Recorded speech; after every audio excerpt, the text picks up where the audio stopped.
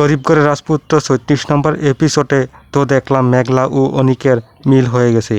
গরিব ঘরের রাজপুত্র সিরিজ নাম্বার ৩৭-এ কি শেষ হয়ে যাবে এই সিরিজ?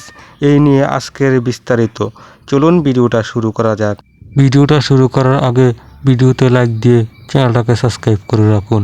আর আপনাদের বিস্তারিত বোঝানোর জন্য একটি গরিব ঘরের রাজপুত্র সিরিজের নাটকের ক্লিপে চলে যাই। বড় অবস্থা হয়েছে না, এমন কথা কইবা না।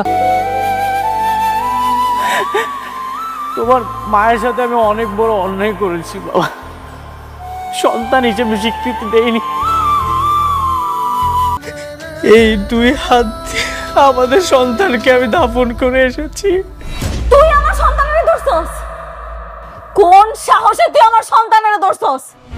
এই যে ক্লিপে দেখতেই পেয়েছেন, মেঘলার একটি ছেলে সন্তান হয়েছিল এবং কি সেই মৃত ছেলেটিকে অনেক গিয়ে মাটি দিয়ে এসেছে এবং কি মাটি দেওয়ার আসার পর মেঘলার সাথে একটি ঝামেলা হয়ে গেছে। যেহেতু ঝামেলা হয়ে গেছে তাই এই সিরিজটি শেষ হওয়ার কোনো সম্ভাবনা নেই। তারপর আপনাদেরকে প্রমাণ করার জন্য যে সিরিজটি শেষ হবে না, আরও একটি স্ক্রিনশট দিচ্ছি। এই যে স্ক্রিনশটটি দিয়েছি এটি সরাসরি গরিব ঘরের রাজপুত্র সিরিজের ইউটিউব চ্যানেলে। এই যে স্ক্রিনশটটি দেখুন, 21 ঘন্টায় 40 লক্ষ ভিউ, একটা 79 লক্ষ ভিউ। যথেষ্ট পরিমাণে নাটকটি এখনও ভিউ আসছে। যতক্ষণ পর্যন্ত না 30 লক্ষ ভিউর মধ্যে নেমে আসছে ততক্ষণ পর্যন্ত এই সিরিজ শেষ হওয়ার কোনো সম্ভাবনাই নেই। ধন্যবাদ। সবাই ভালো থাকবেন, সুস্থ থাকবেন।